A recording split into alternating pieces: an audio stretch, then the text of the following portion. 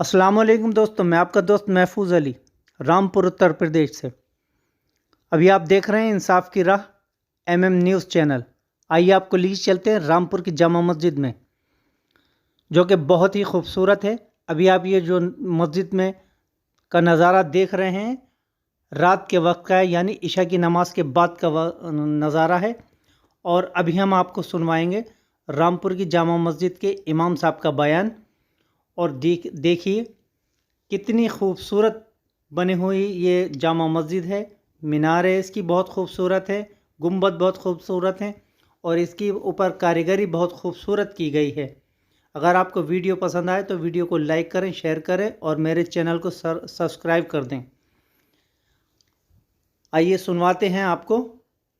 رامپور کے امام صاحب کا بیان۔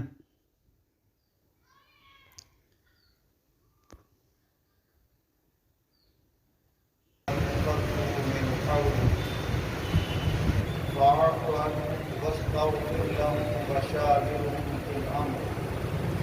فإذا عزمت فتوكل على الله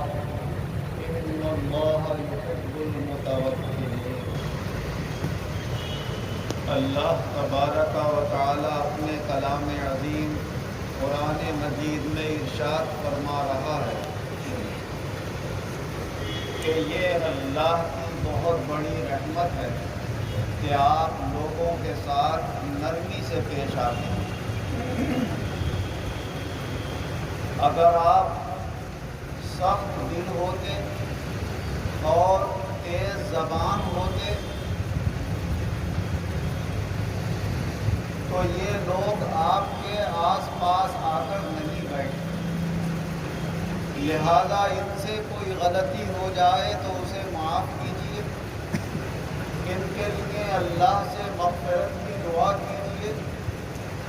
اور کوئی معاملہ درپیش آئے تو اس میں ان سے مشورہ کیجیے، اور پھر جب آپ کسی کام کو کرنے کا پختہ ارادہ کر لیں تو اللہ پر بھروسہ رکھیے اور اس کام کو کر گزریے، بے شک اللہ تعالیٰ بھروسہ کرنے والوں کو پسند فرماتا ہے۔ اللہ تبارک و تعالیٰ نے تمام انسانوں میں افضل، سب سے زیادہ سمجھدار اور علم والا اپنے رسول حضور احمد مجتبیٰ حضرت محمد مصطفیٰ صلی اللہ علیہ وسلم کو بنایا۔ اگر آپ چاہتے تو اللہ نے آپ کو وہ عقل سلیم اور علم عطا فرمایا کہ نہ کسی سے مشورہ کرنے کی ضرورت تھی، نہ کسی کو بٹھا کر کوئی بات پوچھنے کی ضرورت تھی۔ آپ جو کرتے اللہ تعالیٰ اس میں کامیابی عطا فرما دیتے۔ لیکن اللہ جانتا ہے کہ میرے بندوں میں سب کی عقل اونچے درجے کی نہیں ہے، سب کے سب سمجھدار نہیں ہیں، کسی میں زیادہ بھولنے کا مادہ ہے، کسی کی عقل میں نقصان ہے، کوئی ناسمجھ ہے۔ اگر میں اپنے رسول کو یہ حکم دوں گا کہ لوگوں سے مشورہ کیا کرو تو دوسرے انسانوں کے لیے یہ سبق ہوگا کہ جب اتنے سمجھدار انسان کو اللہ کا یہ حکم ہے کہ تم اپنے کاموں میں مشورہ کرو تو عام انسان کو تو پھر اپنے کاموں میں مشورہ کرنا چاہیے، اور خود اپنی عقل کو اتنا اونچا نہیں سمجھنا چاہیے کہ جو فیصلہ ہم لے رہے ہیں وہی صحیح ہے، دوسرے کی بات غلط ہے۔ ہمارے استاد گرامی مرشد محترم مولوی ریاض الدین خان صاحب رحمۃ اللہ علیہ فرماتے کہ جب تمہارے سامنے کوئی شخص اپنی کوئی بات رکھے تو ایک دم اس کی بات کو رد مت کرو یہ سوچ کر کہ یہ ناسمجھ آدمی ہمارے سامنے کیا بولے گا۔ ہر آدمی کو اللہ نے عقل دی ہے، سمجھ دی ہے، نہ جانے کب کس کی زبان سے وہ کون سی ایسی بات نکلوا دے جو تمہارے کام آ جائے اور بہت بڑی فائدے مند ثابت ہو جائے۔ کبھی بیوقوف آدمی ایسی بات کہہ جاتا ہے کہ عقل مند آدمی اس سے سبق لے لیتا ہے، اور کبھی سمجھدار آدمی اچھی سے اچھی بات کہتا ہے اور ناسمجھ اس کا مطلب ہی نہیں سمجھ پاتا اور اس سے فائدہ بھی نہیں اٹھا پاتا۔ اسی لیے حضور نبی کے اکرم صلی اللہ علیہ وسلم نے ارشاد فرمایا کہ جو کچھ مجھ سے سنا کرو وہ دوسروں تک پہنچا دیا کرو. فرب مبلغ اوعى من سامعین، کیونکہ بہت سے وہ لوگ جنہیں بعد میں میری بات پہنچائی جائے گی وہ سننے والوں سے زیادہ فائدہ اٹھا لیں گے اس سے. تو بعض سامنے سے سننے والے اتنا فائدہ نہیں اٹھا پاتے کہ کچھ ایسے لوگ ہیں جنہوں نے وہ بات سنی نہیں، لیکن جب ان کے کانوں میں وہ بات کسی ذریعے سے پڑتی ہے تو کہتے ہیں ارے بھائی یہ تو بڑی اونچی بات ہے، اس سے تو بڑے فائدے حاصل ہو رہے ہیں، اس میں تو بڑے نقطے نکل رہے ہیں. تو جب وہ اس کے اندر غور کرتے ہیں تو اس سے بے شمار فائدے اٹھاتے ہیں. یہی قرآن کی آیتیں ہیں، یہی مبارک حدیثیں ہیں. حضور صلی اللہ علیہ وسلم نے صحابہ رضی اللہ عنہم کے سامنے بیان کی، صحابہ نے اپنے بعد والوں کے سامنے بیان کی. جب یہ حدیثیں حضرت امام اعظم ابو حنیفہ رحمۃ اللہ علیہ جیسی فقی ہستی کے سامنے آئیں، امام ابو یوسف صاحب کے سامنے آئیں، امام محمد صاحب کے سامنے آئیں، امام مالک صاحب اور امام شافعی صاحب کے سامنے آئیں، تو انہوں نے ان میں سے نقطے نکال کر ایسے ایسے مسائل بیان کر دیے کہ فقہ کا بہت بڑا قانون تمام دنیا کے انسانوں کے لیے ایک مکمل قانون بن کر سامنے آ گئے. نکاح اور طلاق کے جو مسائل ہیں وہ بھی اسی قرآن و حدیث سے نکالے گئے ہیں، رہن کے مسائل ہیں وہ بھی اسی سے نکالے گئے ہیں، وقت کے مسائل ہیں وہ بھی اسی سے نکالے گئے ہیں، خرید و فروخت کے جتنے احکام ہیں سب اسی سے نکالے گئے ہیں. اور آج ہر میدان کے اندر فقہ کے اتنے مسائل جمع کر دیے گئے ہیں کہ جو قیامت تک انسانوں کی ضرورت کے لیے کافی ہیں. کوئی نئی بات پیدا ہوتی ہے تو اس میں اس زمانے کے علماء غور و فکر کر کے مشورہ کر کے اس کے متعلق کوئی مسئلہ بیان کر دیتے ہیں، ورنہ 99% انسانوں کی زندگی کے لیے یہ فقہ کے مسائل جو علماء نے قرآن و حدیث سے سمجھ کر کتابوں میں لکھے اور لکھوائے ہیں وہ ان کے لیے کافی ہیں. تو اللہ تبارک و تعالیٰ نے یہ دکھا دیا کہ دیکھو میرے حضور کے صحابہ میں کوئی شخص اتنی تحقیقات کے ساتھ مسائل کو جمع نہ کر سکا کہ ان کے بعد اللہ نے ایسا بندہ پیدا کر دیا کہ اس نے سارے مسائل جمع کر کے میرے بندوں کو بے شمار فائدے پہنچا دیے. حضور نبی اکرم صلی اللہ علیہ وسلم نے حضرت امام اعظم ابو حنیفہ رحمۃ اللہ علیہ کی طرف ہی اشارہ کرتے ہوئے فرمایا تھا کہ اگر یہ دین ثریا ستارے پر بھی پہنچ جائے گا تو ملک فارس میں ایک ایسا شخص پیدا ہوگا جو دین کو وہاں سے بھی لے آئے گا. اور آپ فارسی نسل سے ہی تعلق رکھتے ہیں. حضرت امام اعظم ابو حنیفہ رحمۃ اللہ علیہ ان کے دادا مسلمان ہوئے تھے اور اللہ نے پھر ان کے ذریعے سے اسلام کو بہت بڑا فائدہ پہنچایا. تو اللہ جل شانہ و عم نوالہ اپنے بندوں کی سمجھ، ان کی عقل اور ان کی غور و فکر کا فرق ظاہر کرتا ہے کہ کوئی بہت زیادہ سمجھدار ہوتا ہے، کوئی ناسمجھ ہوتا ہے. جب مشورے سے بات کریں گے تو کسی کی بات سے کسی کو فائدہ، کسی کی بات سے کسی کو فائدہ پہنچ جائے گا. اسی لیے ہم نے عربی کی جو کتابیں پڑھی، مجامع الادب، اظہار العرب، ان کے اندر یہ لکھا ہوا ہے کہ آدمی 3 طرح کے ہوتے ہیں. ایک آدمی وہ ہے جو مکمل آدمی ہوتا ہے، اور ایک آدمی وہ ہے جو آدھا آدمی ہوتا ہے، اور ایک آدمی وہ ہے جو آدمی کہلانے کے لائق ہی نہیں ہوتا. تو اس میں لکھا ہے کہ مکمل آدمی وہ ہوتا ہے جو خود بھی صاحب رائے اور سمجھدار ہوتا ہے، اور پھر کوئی کام کرتا ہے تو سمجھدار لوگوں سے مشورہ بھی کرتا ہے. تو ایسا شخص مکمل انسان کہلانے کے لائق ہوتا ہے. اور آدھا آدمی وہ ہے جو خود تو صاحب رائے ہے مگر لوگوں سے مشورہ نہیں کرتا، بغیر مشورے کے کام کر لیتا ہے. یا خود صاحب رائے نہیں ہے تو کچھ سمجھدار لوگوں سے مشورہ کر لیتا ہے. تو ایسا آدمی آدھا ہے لیکن اپنا کام نکال جاتا ہے. اور جو بالکل آدمی کہلانے کے لائق نہیں ہے، خود بھی نہ سمجھ بیوقوف ہے اور کوئی کام مشورہ کر کے بھی نہیں کرتا، سمجھتا اپنے آپ کو سب سے زیادہ سمجھدار ہے. جیسے آپ دیکھتے ہوں گے بہت ساری عورتوں کی عادت ہوتی ہے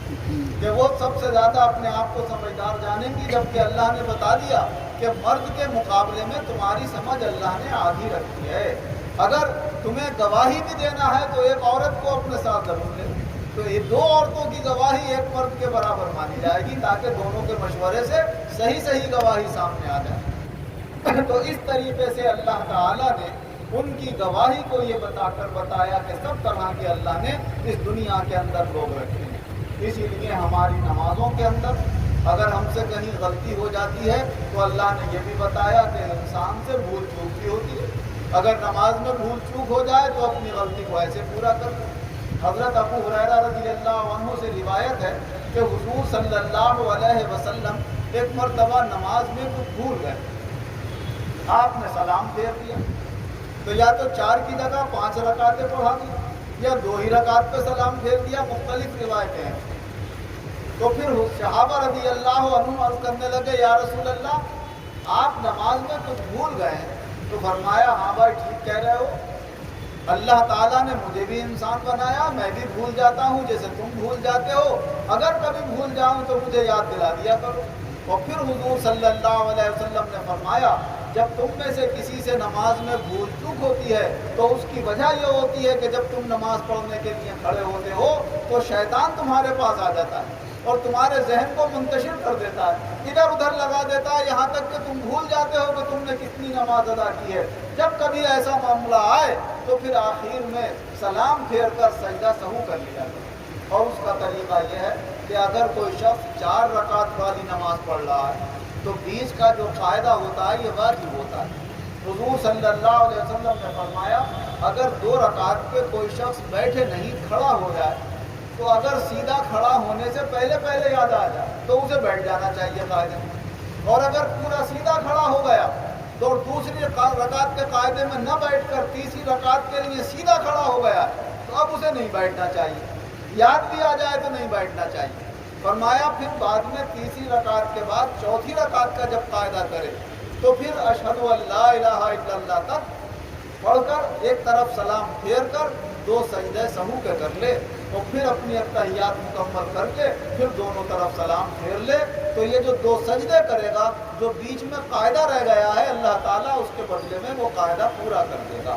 تو دوسری رکعت کے قاعدے میں آدمی کو بیٹھنا نہیں چاہیے، اگر امام بھی بنا ہوا ہے اور غلطی سے کھڑا ہو گیا تو بالکل سیدھا کھڑا ہو گیا تو اب مقتدی کتنا ہی پیچھے سے لقمہ دیتے رہیں، امام کو بھی نہیں بیٹھنا چاہیے، اسی طرح کھڑا رہنا چاہیے، اور مقتدیوں کو بھی سمجھ لینا چاہیے کہ امام صاحب اب بیٹھنے والے نہیں ہیں، کوئی وجہ ہے لہٰذا امام صاحب کا ساتھ دو۔ جب ان کا ساتھ دو گے تو آخر میں وہ سجدہ سہو کریں گے۔ اگر کوئی شخص 4 رکعت والی نماز میں چوتھی رکعت پہ نہیں بیٹھا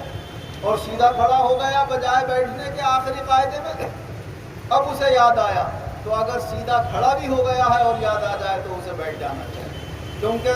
قیام بھی فرض ہے اور آخری قاعدہ بھی فرض ہے، اور بیچ میں کا جو قاعدہ ہے وہ واجب ہے اور واجب سے فرض کا مرتبہ اونچا ہوتا ہے، اس لیے تیسری رکعت میں کھڑے ہوئے تھے فرض میں پہنچ گئے تھے تو یوں نہیں بیٹھ رہے تھے قاعدے میں، کیونکہ قاعدہ واجب تھا دوسری رکعت میں، مگر چوتھی رکعت کا فرض ہے اور قیام بھی فرض، دونوں برابر ہیں اور حق ہے یہاں پر بیٹھنے کا، تو حقدار کو حق دیا جائے گا، لہذا کھڑے ہو کر بھی یاد آ جائے سیدھے تو چوتھی رکعت کے قاعدے میں بیٹھ جانا چاہیے، کھڑے ہو کر یاد نہیں آیا رکوع میں یاد آ جائے تو رکوع میں بھی بیٹھ جانا چاہیے، رکوع سے سیدھے کھڑے ہو گئے اور یاد آ جائے جب بھی بیٹھ جانا چاہیے، اگر اس کے بعد سجدہ کر لیا تو اب سجدے میں پھر بیٹھنے سے کوئی فائدہ نہیں ہوگا، چوتھی رکعت کا قاعدے کا وقت نکل گیا، اور جب فرض کا وقت نکل جاتا ہے تو پھر سجدہ سہو سے بھی نماز نہیں ہوتی ہے، البتہ اتنا کر سکتا ہے کہ اگر اکیلے نماز پڑھ رہا ہے تو اپنی ان ساری نماز کو نفل بنا لے گا، اور اب یہاں سے یہ نیت کر لے کہ میں اپنی اس نماز کو نفل بنا رہا ہوں، اور پھر 5ویں رکعت کے لیے بھی کھڑا ہو جائے، 6ٹھی رکعت میں بیٹھنے کے بعد پھر سجدہ سہو کر لے سلام پھیر کر اور اپنی نماز مکمل کر لے، تو پھر 6 رکعت نماز نفل ہو جائے گی، تو بیچ کے 2 قاعدے درمیانی قاعدے ہو جائیں گے اور آخری قاعدہ جو ہے وہ آخری قاعدہ ہو جائے گا، اور بیچ کے قاعدے پھر نفلوں کے اندر وہ واجب کی حیثیت کے ہو جائیں گے، ان کے چھوٹنے سے کوئی فرق نہیں ہوگا۔ تو یہ طریقے فقہ کی کتابوں کے اندر بھی لکھے ہوئے ہیں اور حضور نبی اکرم صلی اللہ علیہ وسلم نے حدیثوں کے اندر بھی بیان فرمائے ہیں، اور اس میں یہی بتایا ہے کہ اے انسانوں تم کبھی بھول بھی سکتے ہو، کبھی غلطی بھی ہو سکتی ہے، اور اپنی غلطیوں کا تدارک اس طریقے سے کرو اور اپنی عقلوں کو پر اتنا اعتماد مت کرو کہ جو ہم کہہ رہے ہیں وہی ٹھیک ہے، جو ہم سمجھ رہے ہیں وہی ٹھیک ہے، ہر ایک سے مشورہ لینا چاہیے، اس کی بات کے اوپر غور کرنا چاہیے، خاص طور سے جس کو تم اپنا ہمدرد سمجھو اس کی بات پر غور کرو۔ اللہ تعالی ہمیں قرآن و حدیث کی روشنی میں اور سمجھدار لوگوں کے دیے ہوئے مشوروں کی روشنی میں زندگی گزارنے کی توفیق عطا فرمائے، آمین وآخر دعوانا الحمدللہ رب العالمین۔ والعاقبۃ للمتقین والصلاۃ والسلام علی خیر خلقہ محمد وآلہ واصحابہ اجمعین۔ اے اللہ ہمارے گناہوں کو معاف فرما، آمین گناہوں سے بچنے کی توفیق عطا فرما، آمین بیمار ہیں انہیں شفا عطا فرما، آمین قرضدار ہیں انہیں قرضوں سے نجات عطا آمین فرما، جو بے روزگار ہیں انہیں اچھے روزگار عطا فرما، آمین جو برسر روزگار ہیں ان کے روزگاروں میں خیر و برکت عطا فرما، آمین ہمارے ایمان میں قوت پیدا فرما، آمین ہمارے خیر کی توفیق عطا فرما، آمین دنیا اور آخرت دونوں جہان میں اچھی کامیابی عطا فرما، آمین